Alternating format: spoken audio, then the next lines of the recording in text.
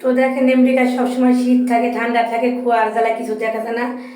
দিন আর রাত সবসময় একরকম। যে যে দেখছেন তো দেখছেন, যে না দেখছেন সে সব চলে আসেন লাইভে আমার। সবাই আমেরিকা শহরটা দেখে যান। তো কীরকম লাগছে অবশ্য লাইভটা সবাই একটু কমেন্ট করে জানাইবেন। আর আমেরিকার শহরটা কিন্তু আমার কাছে খুব সুন্দর লাগে। আপনার কাছে কেমন লাগে তো এটা বলবেন।